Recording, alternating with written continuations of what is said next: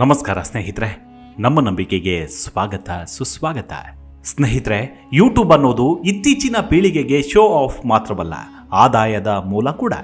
ಅದೆಷ್ಟೋ ಕುಟುಂಬಗಳಿಗೆ ಆಧಾರವಾಗಿ ಇಂದು ಭಾರತದಾದ್ಯಂತ ಮುಂಚೂಣಿಯಲ್ಲಿದೆ. ಇದುವೇ ಈಗ ಇಡೀ ವಿಶ್ವವೇ ಭಾರತದತ್ತ ತಿರುಗಿ ನೋಡುವಂತೆ ಮಾಡಿರೋದು. ಭಾರತದಲ್ಲಿ ಅಂದರೆ ಯಾವುದೋ ಸ್ಮಾರ್ಟ್ ಸಿಟಿಯೋ ಅಥವಾ ಮೆಟ್ರೋ ಸಿಟಿಯಲ್ಲೋ ಯೂಟ್ಯೂಬ್ ಗುರುತಿಸಿಕೊಂಡಿಲ್ಲ. ಬದಲಿಗೆ ಭಾರತದ ಒಂದು ಪುಟ್ಟ ಗ್ರಾಮ ಇಂದು ವಿಶ್ವದ ದೊಡ್ಡಣ್ಣ ಅಮೆರಿಕಾವೇ ಪ್ರಶಂಸೆ ವ್ಯಕ್ತಪಡಿಸುವ ಮಟ್ಟಕ್ಕೆ ಬೆಳೆದು ನಿಂತಿದೆ. ಅಷ್ಟಕ್ಕೂ ಆ ಗ್ರಾಮ ಯಾವುದು, ಅಲ್ಲಿನ ವಿಶೇಷತೆ ಏನು ಅನ್ನೋದನ್ನು ವಿವರಿಸುವ ಮೊದಲು ನಿರುದ್ಯೋಗಿಗಳಿಗೆ, ಉತ್ಸಾಹಿಗಳಿಗೆ, ಹಾಗೆ ಸಾಧಿಸುವ ಛಲ ಇರುವವರಿಗೆ ವೇದಿಕೆ ಕಲ್ಪಿಸಿಕೊಟ್ಟಿರುವ ಈ ಯೂಟ್ಯೂಬ್ ಸಂಸ್ಥೆಯ ಬಗ್ಗೆ ಒಂದಷ್ಟು ವಿವರಿಸಿದರೆ ನಾವು ಮಾಡೋ ಕಾಯಕಕ್ಕೆ ಸ್ವಲ್ಪ ಗೌರವ ನೀಡಿದಂತಾಗತ್ತೆ. ಈ ಗ್ರಾಮದಲ್ಲಿ ಯೂಟ್ಯೂಬ್ನಿಂದಾಗಿ ಇಡೀ ಗ್ರಾಮವೇ ಬದಲಾಗಿದೆ. ಅಲ್ಲಿನ ಆರ್ಥಿಕತೆಯೂ ಕೂಡ ಇಡೀ ದೇಶವೇ ತಿರುಗಿ ನೋಡುವಂತೆ ಮಾಡಿದೆ. ಸಾಲದಕ್ಕೆ ಅಲ್ಲಿನ ಯುವ ಪೀಳಿಗೆಯೂ ಕೂಡ ತಾಂತ್ರಿಕವಾಗಿ ಸದೃಢವಾಗುತ್ತಿರುವುದು ನಿಜಕ್ಕೂ ಹುಬ್ಬೇರಿಸುವಂತಹ ವಿಷಯವೇ. ಬನ್ನಿ ಹಾಗಿದ್ರೆ ಆ ಗ್ರಾಮ ಯಾವುದು, ಅಲ್ಲಿನ ವಿಶೇಷತೆ ಏನು ಅನ್ನೋದನ್ನ ಇಂದಿನ ಸಂಚಿಕೆಯಲ್ಲಿ ನೋಡೋಣ. ಅದಕ್ಕೂ ಮುನ್ನ ನಮ್ಮ ನಂಬಿಕೆಗೆ ನಿಮ್ಮ ಬೆಂಬಲವಿರಲಿ. ಸ್ನೇಹಿತರೆ, ನಾವೆಲ್ಲೋ ಇದ್ದೀವಿ, ಯೂಟ್ಯೂಬ್ ಅನ್ನೋ ಸಂಸ್ಥೆ ಇರೋದು ಎಲ್ಲೋ. ಆದರೂ ನಂಬಿಕೆ, ವಿಶ್ವಾಸಕ್ಕೆ ಮತ್ತೊಂದು ಹೆಸರು ಅಂದರೆ ಅದು ಯೂಟ್ಯೂಬ್ ಎನ್ನಬಹುದು.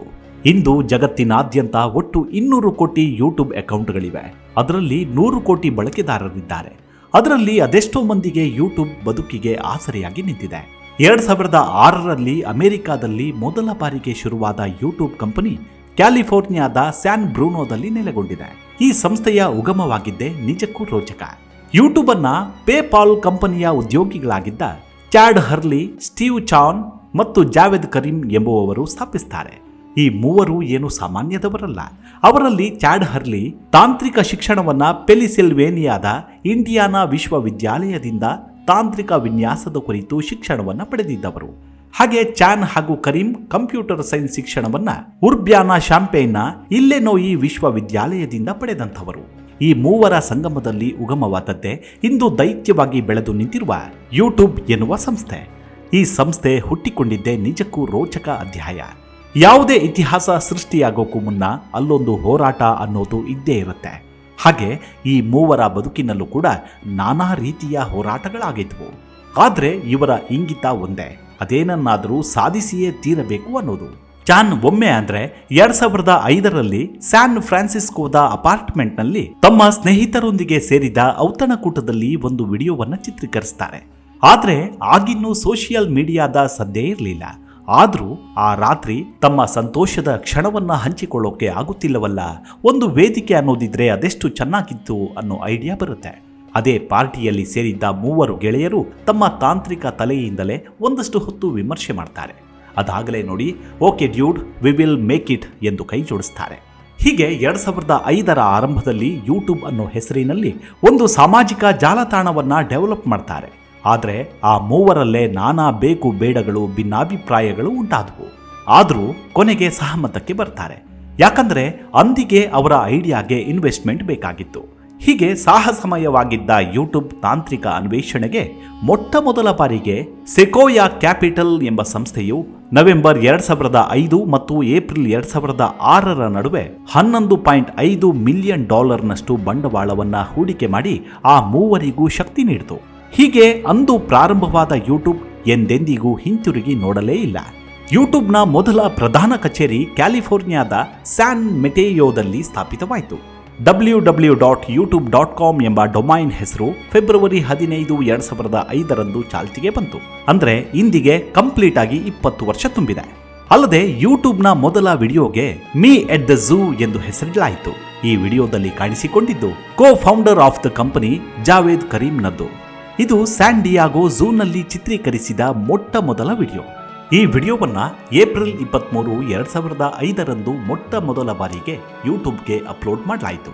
ಇಂದಿಗೂ ಈ ವಿಡಿಯೋವನ್ನ ನಾವೆಲ್ಲರೂ ವೀಕ್ಷಿಸಬಹುದು. ಹೀಗೆ ಅಂದಿನಿಂದ ಇಂದಿನವರೆಗೂ ನಾನಾ ಏಳು ಬೀಳುಗಳನ್ನು ಕಂಡು ಯಶಸ್ಸಿನ ಶಿಖರದತ್ತ ವಿರಾಜಮಾನವಾಗಿ ನಿಂತಿರುವ ಯೂಟ್ಯೂಬ್ ನಂಬಿಕೆಯ ಪ್ರತೀಕವಾಗಿ ಇಡೀ ಜಗತ್ತಿನಾದ್ಯಂತ ಪ್ರಖ್ಯಾತವಾಗಿದೆ. ಈ ಯೂಟ್ಯೂಬ್ ಅನ್ನೇ ನಂಬಿಕೊಂಡು ಸಾಧಿಸಿರುವ ಅದೆಷ್ಟೋ ಮಂದಿ ಇಂದು ನಮ್ಮ ನಡುವೆಯೇ ಇದ್ದಾರೆ. ಯೂಟ್ಯೂಬ್ ಕಂಟೆಂಟ್ ಕ್ರಿಯೇಟರ್ ಆಗಿ, ಬ್ಲಾಗರ್ ಆಗಿ ಸಾಕಷ್ಟು ಜನ ದುಡಿಮೆಯ ದಾರಿ ಕಂಡುಕೊಂಡಿದ್ದಾರೆ. ಅದೆಷ್ಟೋ ಜನ ತಮ್ಮ ಉದ್ಯೋಗಕ್ಕೆ ರಾಜೀನಾಮೆಯನ್ನು ನೀಡಿ ತಮ್ಮದೇ ಯೂಟ್ಯೂಬ್ ಚಾನಲ್ ಅನ್ನು ಆರಂಭಿಸಿ ಸಕ್ಸಸ್ ಆಗಿದ್ದಾರೆ. ಸಮಾಜದಲ್ಲಿ ತಮ್ಮದೇ ಸ್ಥಾನಮಾನ ಗಳಿಸಿಕೊಂಡಿದ್ದಲ್ಲದೆ ಜೀವನದಲ್ಲಿ ಆರ್ಥಿಕವಾಗಿಯೂ ಅಭಿವೃದ್ಧಿ ಹೊಂದಿದ್ದಾರೆ. ಹೀಗೆ ನಮ್ಮ ನಡುವೆಯೇ ಇಂತಹ ಅದೆಷ್ಟೋ ಸಾಹಸಗಾಥೆಗಳಿವೆ. ಇದೀಗ ಭಾರತದ ಈ ಹಳ್ಳಿ ವಿಶ್ವಮಟ್ಟದಲ್ಲಿ ಹೆಸರು ಮಾಡುತ್ತಿರೋದು ನಮ್ಮ ಭಾರತಕ್ಕೆ ಹೆಮ್ಮೆಯ ವಿಚಾರವೇ. ಈ ಗ್ರಾಮವಿರೋದು ಛತ್ತೀಸ್ಗಢ ರಾಜ್ಯದ ರಾಯ್ಪುರ ಜಿಲ್ಲೆಯಲ್ಲಿ. ಆ ಗ್ರಾಮವನ್ನ ತುಳಸಿ ಹಳ್ಳಿ ಅಂತ ಕರೆಯಲಾಗುತ್ತೆ. ಇದೀಗ ಭಾರತ ದೇಶದ ಯೂಟ್ಯೂಬ್ ರಾಜಧಾನಿ ಎಂಬ ಹೆಸರನ್ನ ಪಡೆದುಕೊಂಡು ಪ್ರಖ್ಯಾತಿಯನ್ನ ಗಳಿಸಿದೆ. ಈ ಹಳ್ಳಿಯಲ್ಲಿ ವಾಸಿಸುವ ಸುಮಾರು 4,000 ಜನರು ಯೂಟ್ಯೂಬ್ ಕಂಟೆಂಟ್ ಕ್ರಿಯೇಷನ್ನಲ್ಲಿ ತೊಡಗಿಕೊಂಡಿದ್ದಾರಂತೆ. ಈ ಹಳ್ಳಿಯ ನಿವಾಸಿಗಳು ಆರ್ಥಿಕವಾಗಿ ಸದೃಢರಾಗಿರುವುದರ ಜೊತೆಗೆ ತಮ್ಮ ಗ್ರಾಮದ ಆರ್ಥಿಕತೆಯನ್ನು ಬದಲಾಯಿಸಿದ್ದಾರೆ. ಛತ್ತೀಸ್ಗಢ ರಾಜ್ಯದ ರಾಜಧಾನಿ ರಾಯ್ಪುರದಿಂದ 1 ಗಂಟೆಯ ಜರ್ನಿ. ಮಧ್ಯದಲ್ಲಿ ಟಿಲ್ಡಾ ನಿಯೋರಾ ರೈಲು ನಿಲ್ದಾಣಕ್ಕೆ ಕೆಲವು ಕಿಲೋಮೀಟರ್ಗಳ ಮಧ್ಯದಲ್ಲೇ ಸುಮಾರು 4,000 ಜನ ವಾಸಿಸುವ ತುಳಸಿ ಗ್ರಾಮ ಸಿಗುತ್ತೆ. ಕಿರಿದಾದ ಹಾದಿಗಳು ನಮ್ಮನ್ನು ಸ್ವಾಗತಿಸ್ತವೆ. ಆದರೆ ಒಮ್ಮೆ ಹಳ್ಳಿಗೆ ಎಂಟ್ರಿ ಕೊಟ್ರಂತೂ ಕ್ಯಾಮರಾ ಹಿಡಿದು ಶಾರ್ಟ್ ಫಿಲಮ್, ರೀಲ್ಸ್, ಬ್ಲಾಗ್ ಹೀಗೆ ಮೂಲೆ ಮೂಲೆಗೂ ಒಂದೊಂದು ತಂಡಗಳು ಸಿಗ್ತವೆ. ಕೇವಲ ಒಂದು ಸ್ಮಾರ್ಟ್ಫೋನು ಅಥವಾ ಡಿಜಿಟಲ್ ಕ್ಯಾಮರಾದೊಂದಿಗೆ ಅಲ್ಲ, ಇಲ್ಲಿ ಬಳಸೋದು ಪ್ರೊಫೆಷನಲ್ ಕಿಟ್. ಮೈಕ್ರೋಫೋನ್ ಇರುತ್ತೆ, ಪ್ರತಿಫಲಕಗಳು, ವೆರೈಟಿ ಕ್ಯಾಮರಾಗಳು, ಡೈರೆಕ್ಷನ್ ತಂಡ ಹೀಗೆ ಪಕ್ಕಾ ವೃತ್ತಿಪರರೇ ನಮಗೆ ಕಾಣಸಿಗ್ತಾರೆ. ಇವರೇ ಇಂದು ಜಾಗತಿಕ ಮಟ್ಟದಲ್ಲಿ ಸದ್ದು ಮಾಡಿರೋದು.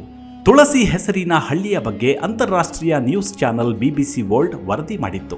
ಇಲ್ಲಿರುವ ನಿವಾಸಿಗಳ ಮೇಲೆ ಯೂಟ್ಯೂಬ್ ಹೇಗೆ ಪರಿಣಾಮ ಬೀರಿದೆ ಹಾಗೂ ಆರ್ಥಿಕವಾಗಿ ಅವರು ಹೇಗೆ ಸಮರ್ಥರಾಗಿದ್ದಾರೆ ಎಂಬುದನ್ನು ಸುವಿಸ್ತಾರವಾಗಿ ವರದಿ ನೀಡಿತ್ತು.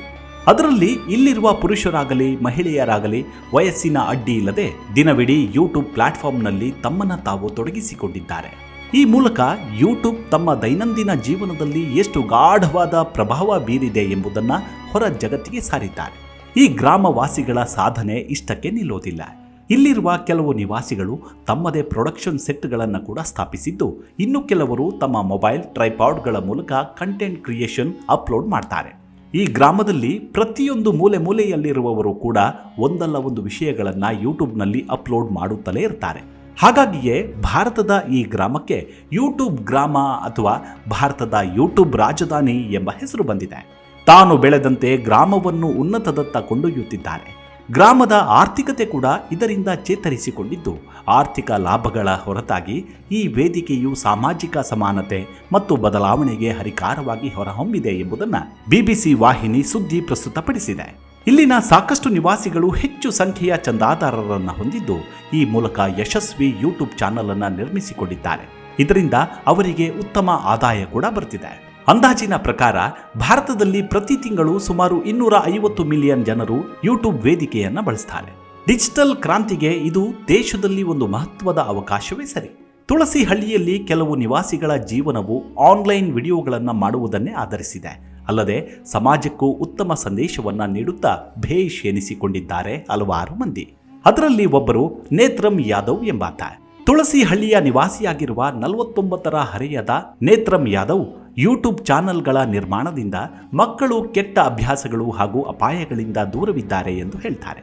ಯೂಟ್ಯೂಬ್ ಚಾನೆಲ್ಗಳನ್ನು ಕ್ರಿಯೇಟ್ ಮಾಡೋದರಿಂದ ಮಕ್ಕಳು ಕೆಟ್ಟ ಹವ್ಯಾಸಗಳಿಂದ ದೂರವಿದ್ದಾರೆ ಎಂದು ಹೇಳ್ತಾರೆ. ಹಳ್ಳಿಯಲ್ಲಿರುವ ಕಂಟೆಂಟ್ ಕ್ರಿಯೇಟರ್ಸ್ ತಮ್ಮ ಸಾಧನೆಗಳು ಮತ್ತು ಕೆಲಸದ ಬಗ್ಗೆ ಹೆಮ್ಮೆ ಪಡುವಂತೆ ಮಾಡಿದ್ದಾರೆ ಎಂದು ತಮ್ಮ ಸಾಹಸ ಗಾಥೆಯನ್ನು ವಿವರಿಸುತ್ತಾರೆ. ತುಳಸಿ ಗ್ರಾಮದಲ್ಲಿ 2018ರಲ್ಲಿ ಜೈವರ್ಮಾ ಮತ್ತು ಅವರ ಸ್ನೇಹಿತ ಜ್ಞಾನೇಂದ್ರ ಶುಕ್ಲಾ ಎಂಬುವರು ಬೀಯಿಂಗ್ ಛತ್ತೀಸ್ಗಢ ಎಂಬ ಯೂಟ್ಯೂಬ್ ಚಾನಲ್ ಅನ್ನು ಪ್ರಾರಂಭಿಸಿದಾಗ ಯೂಟ್ಯೂಬ್ ಕ್ರಾಂತಿ ಅಲ್ಲಿ ಪ್ರಾರಂಭವಾಗುತ್ತೆ. ಮೊದಲಿಗೆ ಅವರ ಟ್ಯಾಲೆಂಟ್ ಅನ್ನು ಹೊರತರಲು, ಏನನ್ನಾದರೂ ಸಾಧಿಸಲು ಅವರು ಯೂಟ್ಯೂಬ್ ಚಾನಲ್ ಅನ್ನು ಆರಂಭ ಮಾಡ್ತಾರೆ.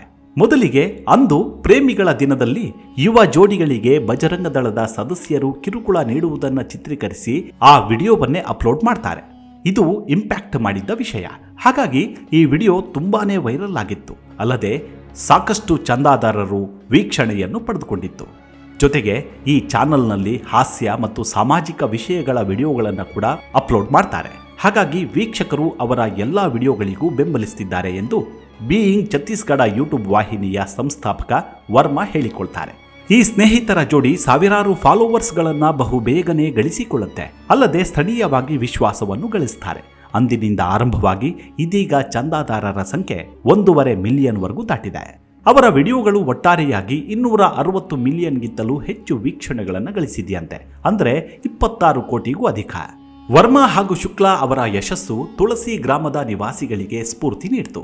ತಮ್ಮದೇ ಕಲಾವಿದರ ತಂಡವನ್ನು ಕಟ್ಟಿಕೊಂಡು ತರಬೇತಿ ಪಡೆದ ನಟರು, ವಿಡಿಯೋ ಸಂಪಾದಕರು ಮತ್ತು ಚಿತ್ರಕಥೆಗಾರರನ್ನ ಇವರ ಜೊತೆ ಸೇರಿಸಿಕೊಂಡು ಟೀಮ್ ವರ್ಕ್ ಮಾಡಿ ಎಲ್ಲರೂ ಹಣ ಸಂಪಾದನೆ ಮಾಡತೊಡಗುತ್ತಾರೆ. ಇವರಿಂದ ಪ್ರೇರಣೆ ಪಡೆದ ಹಳ್ಳಿಯ ಅನೇಕ ಮಹಿಳೆಯರು ಈಗ ತಮ್ಮದೇ ಆದ ಯೂಟ್ಯೂಬ್ ಚಾನೆಲ್ಗಳನ್ನು ನಡೆಸುತ್ತಿದ್ದಾರೆ. ಮೊದಲನೇ ಕೋವಿಡ್ ಲಾಕ್ಡೌನ್ ಸಮಯದಲ್ಲಿ ಕಂಟೆಂಟ್ ಕ್ರಿಯೇಟರ್ಗಳ ಸಂಖ್ಯೆಯಲ್ಲಿ ಗಣನೀಯವಾಗಿ ದುಪ್ಪಟ್ಟು ಮಾಡಿತ್ತು. ಜ್ಞಾನೇಂದ್ರ ಶುಕ್ಲಾ ಯೂಟ್ಯೂಬ್ ಚಾನಲ್ ಅನ್ನು ಸ್ಥಾಪಿಸಲು ನಿರ್ಧರಿಸಿದಾಗ ಜೈ ಎನ್ನುವವರು ಶಿಕ್ಷಕರಾಗಿದ್ರು ಹಾಗೂ ಜ್ಞಾನೇಂದ್ರ ಶುಕ್ಲಾ ಅವರು ಎಂಜಿನಿಯರಿಂಗ್ ಕೆಲಸವನ್ನ ಮಾಡ್ತಿದ್ರು. ಒಂದು ಕಂಟೆಂಟ್ ಕ್ರಿಯೇಟ್ ಮಾಡಿ ಮೋಜಿಗಾಗಿ ಯೂಟ್ಯೂಬ್ ನಲ್ಲಿ ಪೋಸ್ಟ್ ಮಾಡುವ ಬಗ್ಗೆ ಯೋಚಿಸ್ತಾರೆ. ಆದ್ರೆ ಇಬ್ಬರಿಗೂ ಮೊದಲಿಗೆ ವಿಡಿಯೋವನ್ನ ಹೇಗೆ ಮಾಡಬೇಕೆಂದು ತಿಳಿದಿರೋದಿಲ್ಲ. ಯಾಕಂದ್ರೆ ಕಂಟೆಂಟ್ ಕಾಪಿರೈಟ್ ಸಮಸ್ಯೆ ತುಂಬಾನೇ ಕಾಡಿದ್ವು. ಹಾಗಾಗಿ ಪ್ರತಿದಿನವೂ ನಮಗೆ ಯೂಟ್ಯೂಬ್ ಕಲಿಸಿದೆ. ಹೀಗೆ 2018ರಲ್ಲಿ ಬೀಯಿಂಗ್ ಛತ್ತೀಸ್ಗಢ ಎಂಬ ನೂತನ ಚಾನಲ್ ಲೋಕಾರ್ಪಣೆ ಮಾಡಿದ್ದೆವು ಎನ್ನುತ್ತಾರೆ. ಚಾನಲ್ ಜನಪ್ರಿಯತೆ ಗಳಿಸಿ ನಮಗೆ ಉತ್ತಮ ಆದಾಯ ತಂದುಕೊಟ್ಟಂತೆ ಗ್ರಾಮಸ್ಥರು ನಮ್ಮೊಂದಿಗೆ ಕೈ ಜೋಡಿಸಿ ಅವರು ಕೂಡ ಹಣ ಸಂಪಾದನೆ ಮಾಡುತ್ತಿದ್ದಾರೆ. ಅಲ್ಲದೆ ಸುಗ್ಗಿಯ ಹಬ್ಬವಾದ ಚೆರಾದ ವಿಡಿಯೋಗಳನ್ನು ಚಿತ್ರೀಕರಿಸಿ ನಮ್ಮ ಗ್ರಾಮದ ಸಂಸ್ಕೃತಿಯನ್ನ ಹೊರ ಜಗತ್ತಿಗೂ ತಿಳಿಸುವ ಪ್ರಯತ್ನವನ್ನು ಮಾಡುತ್ತಿದ್ದೇವೆ. ನಮ್ಮ ಸ್ಥಳೀಯ ಸಂಸ್ಕೃತಿಯನ್ನು ರಕ್ಷಿಸುವುದು ಇದರ ಉದ್ದೇಶವಾಗಿದೆ ಎಂದು ಹೇಳಿಕೊಳ್ತಾರೆ. 40ಕ್ಕೂ ಹೆಚ್ಚು ಚಾನೆಲ್ಗಳು ಈಗಾಗಲೇ ಪ್ರಖ್ಯಾತಿಯನ್ನು ಗಳಿಸಿವೆ. ಅಲ್ಲದೆ ರಾಜ್ಯದಲ್ಲೂ ಕೇಂದ್ರ ವಲಯದಲ್ಲೂ ಜನಪ್ರಿಯತೆ ಗಳಿಸುವಂತೆ ಮಾಡಿದ್ದಾರೆ. ಇಂದಿಗೆ ಆ ಚಾನೆಲ್ನಲ್ಲಿ ಕೆಲವರು ಸಿನಿಮಾದಲ್ಲಿ ಕೆಲಸ ಮಾಡ್ತಿದ್ದಾರೆ, ಸಿನಿಮಾಗಳನ್ನು ಕೂಡ ನಿರ್ಮಾಣ ಮಾಡ್ತಿದ್ದಾರೆ ಅನ್ನೋದು ಇವರ ಹರುಷದ ಮಾತು. ಹೀಗೆ ಯೂಟ್ಯೂಬ್ ಚಾನೆಲ್ಗಳು ಹಳ್ಳಿಯ ಯುವಕರಿಗೆ ಕೆಲಸ ನೀಡಿದೆ, ಜವಾಬ್ದಾರಿ ನೀಡಿದೆ, ನೇಮ್ ಫೇಮ್ ಕಲ್ಪಿಸಿದೆ. ಹಾಗಾಗಿ 100% ಯುವ ಪೀಳಿಗೆ ದುಶ್ಚಟಗಳಿಂದ ದೂರವಿದ್ದು ಸಕಾರಾತ್ಮಕ ಆಲೋಚನೆಗಳಲ್ಲಿ ಜೀವನದ ಬೆಳವಣಿಗೆಯಲ್ಲಿ